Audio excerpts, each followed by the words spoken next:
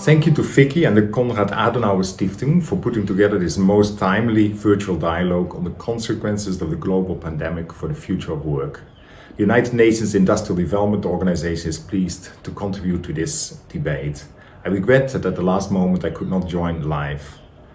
Undoubtedly, during the COVID crisis, things are already different, and post-COVID, and maybe a year or two, it will be again different. Hence, there will be indeed a new normal. At the outset though, in terms of consequences, it might be useful to differentiate between the pandemic itself and the impact of the policy measures.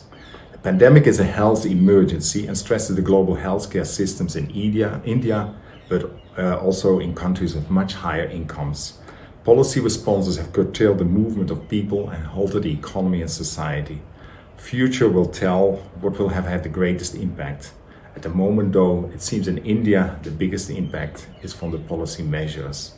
However, less firm policy action would have been at the risk of more widespread health crisis. So what is already different? Based on UNIDO's stocktake in the MSME manufacturing clusters over the past week, we observed 5 changes. First of all, uncertainty has risen greatly. What will happen next? How can we work with COVID as a hostile partner in our business? Secondly, there's undoubtedly plummeted demand. Halting of the global economy and its falling in recession has resulted in abrupt changes in product demand and markets.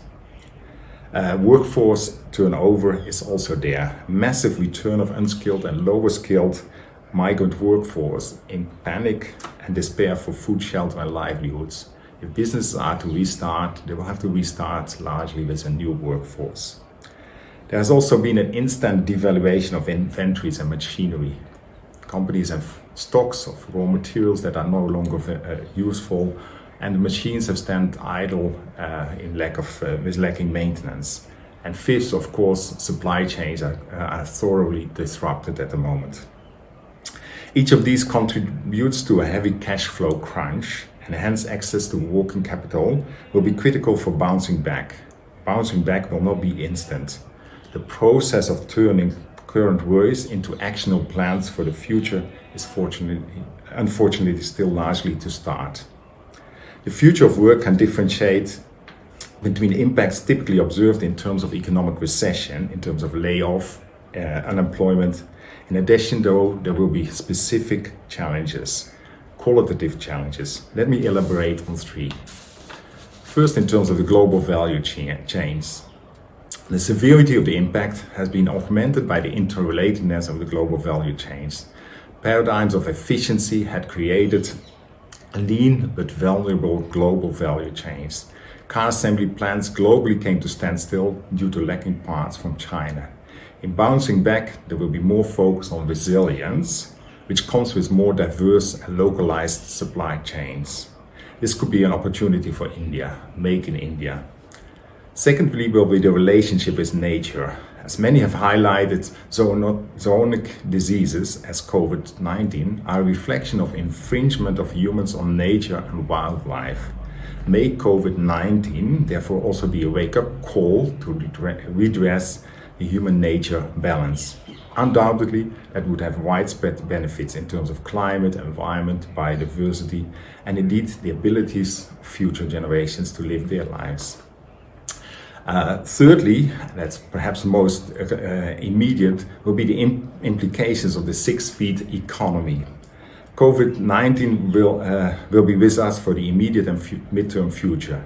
Key actions are distance, hygiene, and elimination of touch points.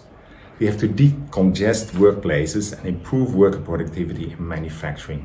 This will add to competitiveness, better occupational health and safety, but also fewer jobs for unskilled people.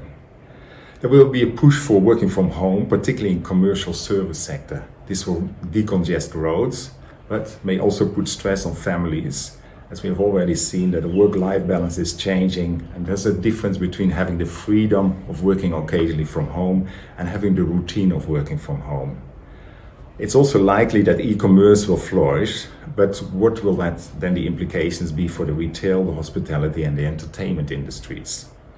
I will finish here. I realize I might have thrown more questions than solutions, but that is a reflection of our current understanding of the pandemic and its implications.